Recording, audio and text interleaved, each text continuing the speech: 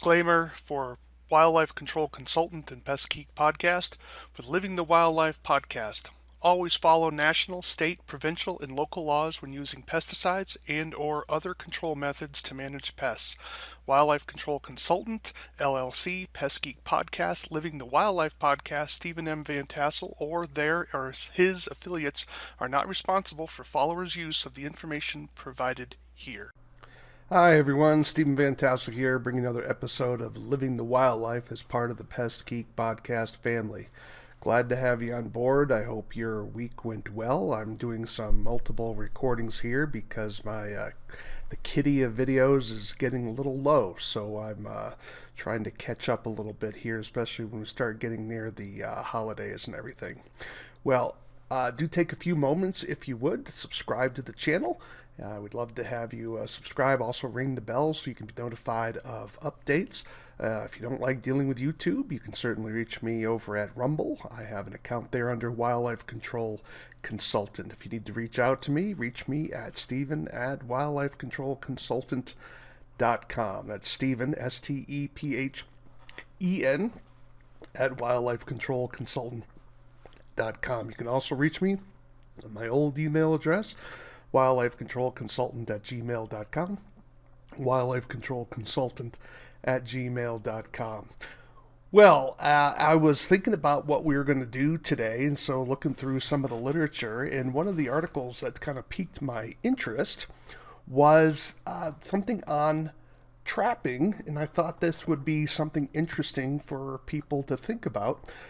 Many of us in the field are certainly going to be continuing to doing a lot of trapping, so let me pull that up here. Let me get that going. All right, well, there we are. So the research that was done back in the 1990s, specifically 1993, if memory serves. For some reason, I don't have the date listed in my citation. I'll have to correct that, but I believe it's 1993.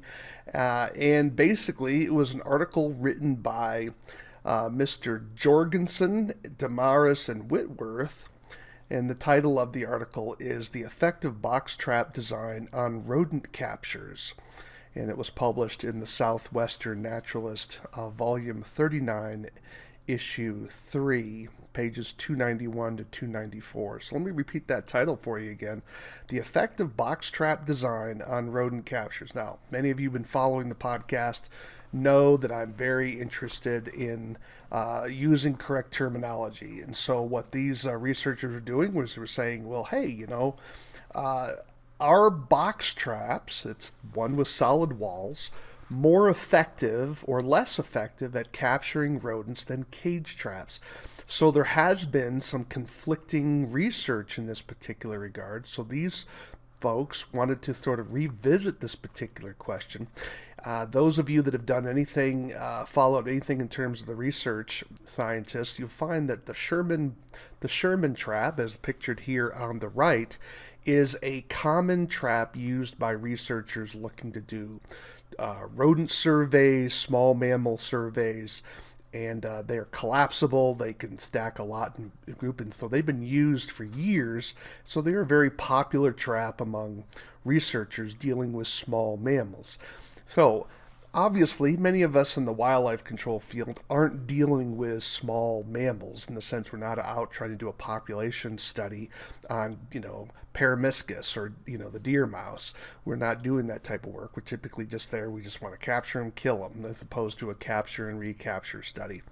But nevertheless, I think what this particular study does for us is I want you to be thinking about which trap is more effective at catching other animals, so you can actually cheat in the sense of stealing from the research design of these folks, using it on small mammals, and actually do a little study on your own to determine whether you're catching raccoons, let's say, in box traps more often than you are cage traps, right?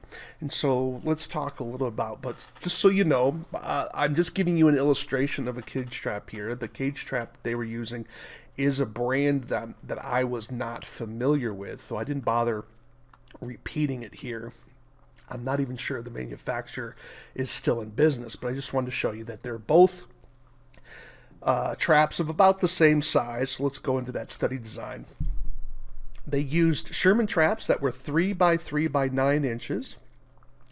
The cage trap was 3 by 3 by 10 inches. So the cage trap was just about 1 inch longer than the Sherman trap.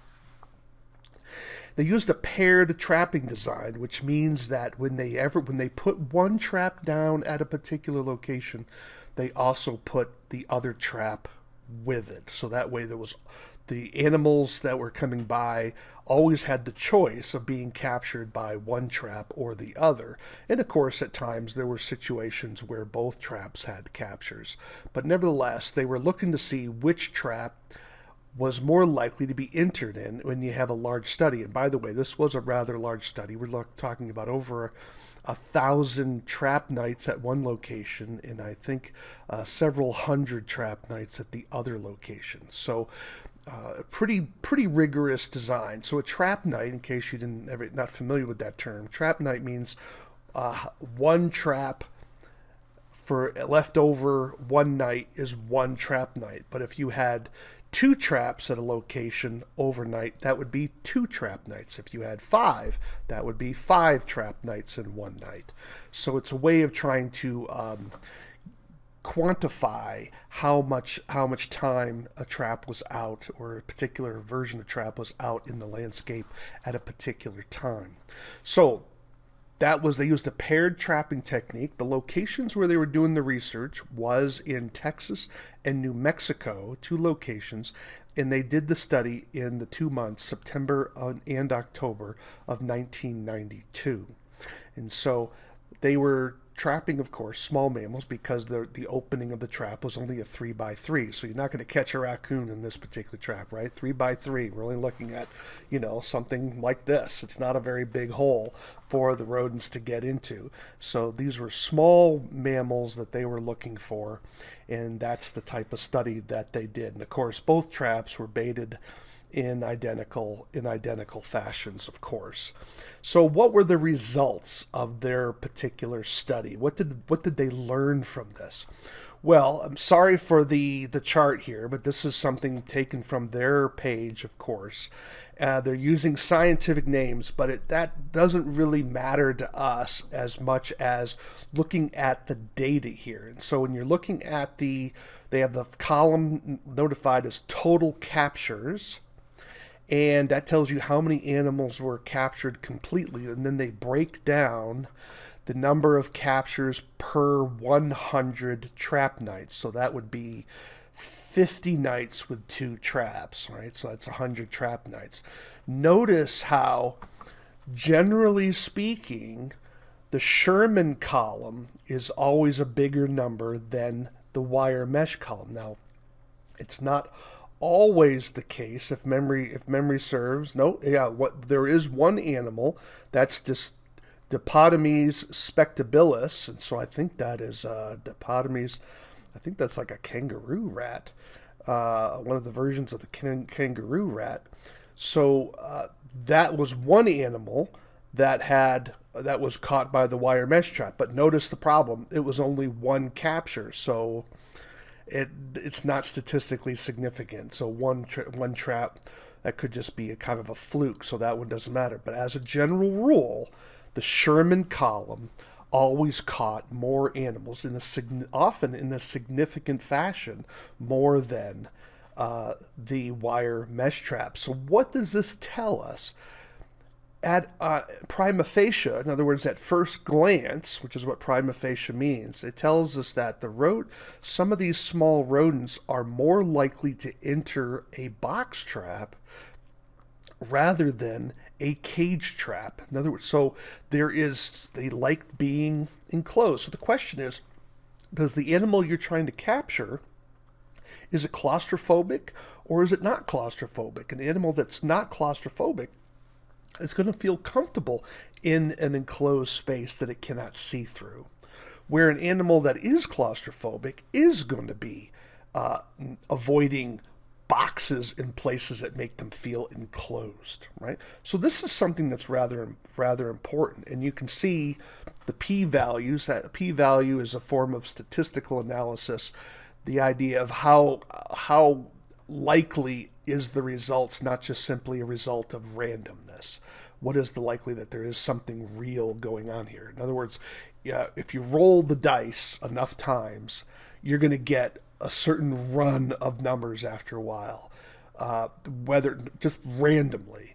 But the point is that you always want to make sure that the random number of that you always want to make sure your study is large enough such that the likelihood of sixes always coming out is not really a result of randomness, but it actually is something in that we're learning something actually new. So what we find here is that for many of these animals, not all, but some of these animals, we're getting something significant or close to significance. But for our purposes in terms of as being wildlife control operators, we're interested in which one is going to capture me more animals, which one's going to help me solve the problem faster. And as a general rule for these small mammals, it's going to be the Sherman trap. Now, what did the researchers say about these results? Well, what they noted was that there was some research that showed that cage traps were actually more effective than box traps when going after small mammals. But that wasn't the case in this particular study. So why is that? Well, we'll get to that in a moment. They also noted that some research showed that longer traps were more effective than shorter traps. Well, what was the longer trap in this case? It was the cage trap. Let's go back to that. Notice the cage trap was 1 inch longer than the Sherman trap. Well, the researchers thought that 1 inch was not sufficiently different than the Sherman trap, so they didn't think it had any part to play in either to the advantage of cage traps or to the negative of cage traps. It just didn't matter. It wasn't enough. What they did think was possibly important here was that the brand of trap that they were using for the cage trap had some treadle sensitivity issues. And they were wondering whether or not the treadle, that's the trigger, in the cage trap wasn't sensitive enough, and that so that some animals were able to get in but not trigger the trap. Well, obviously that would be a pretty big issue to deal with, right? So this is something we certainly have to be careful of. So what can we learn from this? Well, when you're doing your own type of work and you're comparing one type of trap with another, you need to make sure that the treadles are sufficiently sensitive to one another. In other words, that one isn't harder to trigger than the other in a significant fashion. Fortunately, if you're trying to compare whether a box trap catches raccoons more than a cage trap, chances are the treadle is not going to be an issue in either of those because the raccoon is just too heavy. He will overcome any of those challenges, but it's still something to keep in the back of your mind. But if you're working with smaller animals, you really need to make sure that both types of traps have a sensitive enough trigger so that they're going to capture whatever comes into that cage or box. In this case, the Sherman trap had a more sensitive trigger than the cage trap, so therefore the cage trap may not have gotten as good of the numbers as animals that went into it, but they're not sure. Now you may be thinking, well, the odors in the traps may have been a confounding issue. Well, the researchers also made sure that they cleaned those traps before they used them and before they reused them. So that is likely not an issue. Certainly when it comes to box traps, urine and droppings and other body odors that are in that cage trap might be an issue, but they tried to account for that by using some cleaning materials to clean those traps to reduce the likelihood of odor being a confounding issue of comparing these two. So where do we go from this? Well, I mean, certainly there's nothing banging on the table here, but suggesting that perhaps if we take care of that treadle issue, it could be possible that the Sherman trap does capture small mammals better than the cage trap. But it's unclear at this point. You have to. This is something I want you to think about. Sometimes we read literature not so much to get quote unquote the answer, but it forces us to think about what we're doing in a different way. And I want you, if you're performing any trapping work, particularly with cage or box traps, ask yourself the question, are you keeping enough data to let you know whether the animals in your area are more comfortable going into a box trap or a cage trap? Have you found a pattern? Have you found that, does that depend on the species of the animal? Does it depend on animals that you think have become trap-wise? You can see where this can go, because the only way we're going to be able to compete against our competitors and win is we've got to do something different. If everyone's doing the same thing, you're all going to have the same level of income, or you're not going to be differentiating with your customer. And they say, well, I might as well just go with this person who might have a lower price point. Unless you're doing something different, you're not going to be able to increase profitability. So you've got to be thinking about this from time to time. And I encourage wildlife control operators to always be doing at least some little study in their work. And obviously you have to make a living, you got to do time, but you should be spending a little bit of time doing some sort of a study that goes on and finding out what is the best for your particular area. And if you're not, I think you need to start thinking about adding that. Well, I hope you found that conversation a little bit enlightening. Of course, here's my contact information. You can reach me, of course, at wildlifecontrolconsultant@gmail.com or Stephen@wildlifecontrolconsultant.com. Would love to hear from you. Do visit us on Facebook. You can join the Pest Keek podcast on Facebook. Join the revolution, as Franklin likes to call it. You can also, I'd love to hear from you if you have ideas for new shows, topics you'd like to have covered. Perhaps you'd like to be interviewed on the show. We'd love to have you. I think I'm always intrigued by the number of people who are afraid to be interviewed for some reason. But I think if you look back over my interviews with other people, it is not a problem. I've not had anyone who's been interviewed by me who said that it was a horrific experience.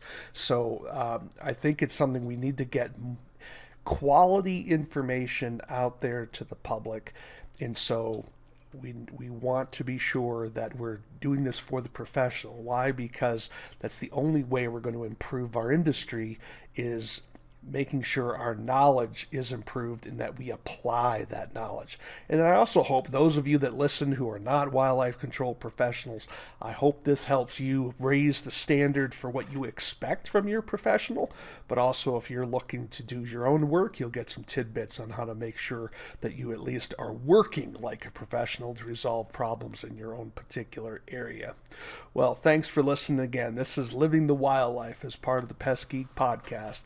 Why do we call it Living the Wildlife? Well, we call it Living the Wildlife because we don't want you to be the wildlife. Take care, everyone. Until next time, bye-bye.